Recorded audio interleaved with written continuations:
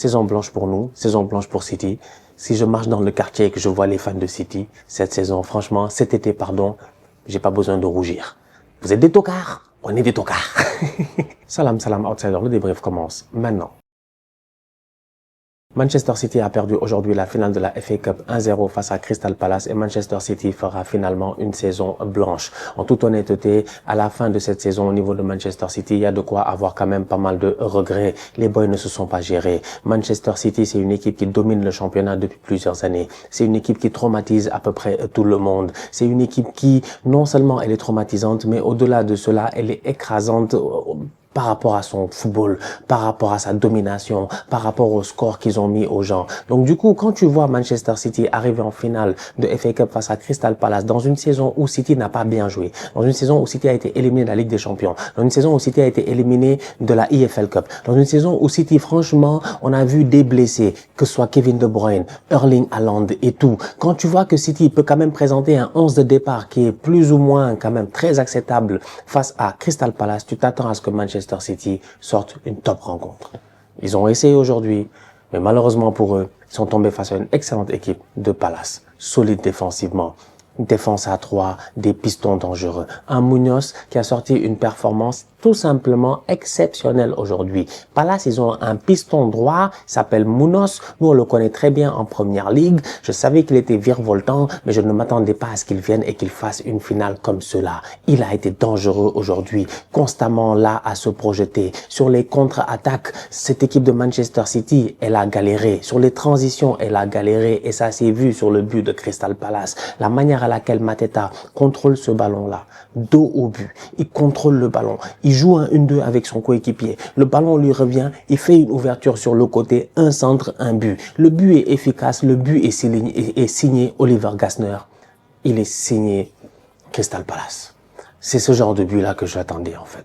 Ismaïla Sarr sur le côté, Eze sur le côté. T'as des ailiers qui sont rapides, qui sont dangereux. Tu sais que dans la surface de réparation, ils vont essayer d'amener le surnom. D'ailleurs, en première mi-temps, c'est dommage, mais il y a même un deuxième but à un moment donné du match. Il y a même un deuxième but. Il y a même un deuxième but de Crystal Palace. Mais il y a un hors-jeu de Ismaïla Sarr. Il y a même peut-être un but de Ismaïla Sarr s'il a un peu plus de chance. Mais il y a un bon arrêt de Ortega. Donc c'est pour dire que Palace s'est créé beaucoup d'occasions dans ce match-là. Palace a bien joué et Palace a joué sur ses forces. Ils ont bien défendu.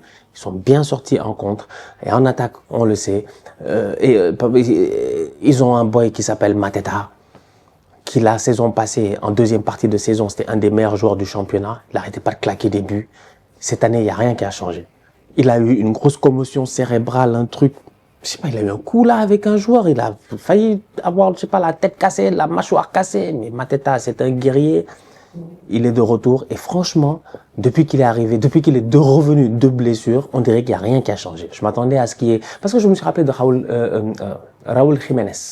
Raúl Jiménez, pour ceux qui s'en rappellent, Wolverhampton, top player, mexicain, très bon joueur. D'ailleurs, je pense meilleur buteur de l'histoire des Mexicains en première ligue. Non, je pense qu'il est passé devant Chicharito, faut vérifier. Mais du coup, Raúl, il a un choc, je pense, à la tête à un moment donné. Il est out pendant 1 an. Il n'a jamais été le même Raúl. Jusqu'à peut-être récemment cette saison à Fulham. Mais il n'a jamais été le même Raúl. On n'a plus jamais retrouvé le Jiménez qu'on connaissait, tu vois. Donc des fois, il y a des chocs, là, t'as peur. Mateta, moi, j'ai eu peur. Je me suis dit, quand même, Mateta, il sort une belle année, une belle saison. Il va, en plus, il est vice-champion olympique avec l'équipe de France et tout. Il a l'air de s'épanouir à Palace. Et hop, il y a ce coup-là. Mais il a su revenir rapidement. Et aujourd'hui, sincèrement, offensivement parlant, il a quand même pesé face à cette défense de Manchester City-là. Donc au niveau de City, il y a de quoi avoir quelques regrets. Maintenant, il y a un fait de match qui est important.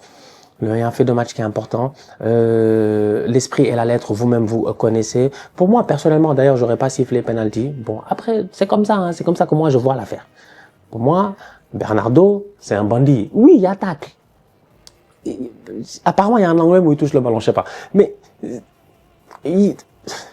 est-ce que c'est le tacle qui fait tomber Bernardo ou Bernardo il anticipe sur le tacle pour tomber? C'est une question que je me pose, tu vois. Mais bon, le penalty a été raté par Marmouche, c'est dommage. Marmouche qui est arrivé cette saison en provenance de Francfort durant la deuxième partie de saison. Marmouche au top de sa forme, franchement, depuis qu'il est arrivé. Malheureusement, aujourd'hui en finale. Pourtant, il a vraiment pris tout son temps, bonne respiration et tout. Il frappe et Dean Anderson fait l'arrêt. Ça m'amène à Dean Anderson. Palace a gagné aujourd'hui 1-0. L'homme du match, c'est Dean Anderson dans les deux sens, positivement et négativement. Et ça, franchement, Franchement, il faut le dire. Parce que Dean Anderson, non seulement il fait tous les arrêts, frappe de Doku, penalty de Marmouche, tout ballon qui traîne, que ce soit les De Bruyne, les Haaland et tout ça, il y a toujours un Dean Anderson qui est là pour arrêter ce ballon-là. Moi, Dean Anderson, je le connais très bien. Je m'en rappelle, j'en avais parlé il y a quelques années dans des débriefs en disant que c'est dommage qu'il ait eu cette blessure-là quand il est arrivé à Manchester United, qu'il a failli prendre la place de De Gea. Il y a eu un début de saison, il devait prendre la place de De Gea, je pense, et il se blesse, et il perd sa place, et c'est compliqué. Et après, il a envoyé en prêt, et machin à gauche et à droite. Je pense qu'il a la Nottingham, passe, machin. Aujourd'hui, il joue, et franchement, ça fait plaisir parce que c'est un excellent gardien de but. Tu regardes un tout petit peu le background de Dean Anderson et tu te rends compte que quand il était petit, il a joué au cricket. Je sais pas, il a joué au cricket. En fait, au cricket, ils ont un petit ballon.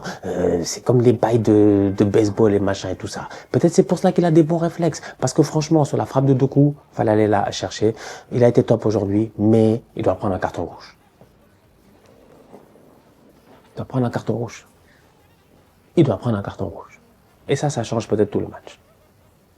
C'est un fait que, franchement, on peut pas enlever. Il y a un carton rouge de Dean Anderson. Si la loi au football, c'est que t'es gardien de but, t'as pas le droit de toucher le ballon en dehors de la surface de réparation, que personne ne vienne nous fatiguer, nous prenez pas pour des tocards. Dean Anderson, son corps est dans la surface, sa main est en dehors. Il touche le ballon. C'est un anéantissement d'action de but. Je suis désolé, c'est ça la règle, je pense.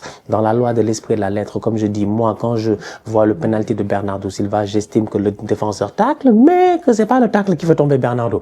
Donc moi, j'aurais dit Bernardo, il a essayé d'aller chercher le penalty, donc moi, peut-être j'aurais décidé autrement. C'est pas grave, chacun décide comme il a envie de décider, tu vois. Mais Dean Anderson, ça, y a pas de doute, ça, je comprends pas. Ça, je comprends pas. On voit tous l'image où on voit que sa main est en dehors et puis à la VAR, en plus, ils ont checké, ils ont double check, ils ont parlé avec l'arbitre, ils ont validé le on-field decision en disant qu'il y avait rien. Au contraire, pour moi, il y avait carton rouge. Il aurait jamais dû finir ce match-là. Ça aurait peut-être changé le cours de la rencontre. Ça aurait peut-être permis à City de revenir au score. Ça aurait peut-être permis à City d'éviter la saison blanche. Mais c'est comme ça, c'est la vie pour la dernière saison de Kevin De Bruyne. Oh, Kevin De Bruyne. Oh, Kevin De Bruyne. Oh, Kevin De Bruyne. Oh, Kevin De Bruyne. Oh, Kevin De Bruyne. Mais moi, j'ai des émotions. J'ai des émotions parce qu'en fait, les gens, des fois, ils s'en rendent pas compte. Tu vois, moi, j'aime le football tout court. Moi, j'aime le football et j'ai dit, en fait, c'est pas pour rien que je suis là.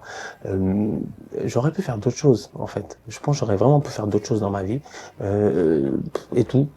Mais j'ai décidé de faire ça. Parce que j'aime ça. J'aime le football. Donc, moi, dans De Bruyne qui quitte City, même s'il m'a fatigué, il m'a fait souffrir, il a gagné le titre plusieurs fois, machin, tout ça. Il y a eu les trash talking et tout, ça me touche. Ça me touche de fou, parce que c'est ça, le football. Mais c'est ça que je kiffe. Quand Salah va quitter Liverpool, ça va me toucher. C'est ça, en fait. C'est parce que, il y a des gars, c'est tes ennemis, mais tu les respectes. Parce qu'ils sont forts. Moi, De Bruyne, il fait partie de ces gars-là. 6, 8, 10, Kevin De Bruyne.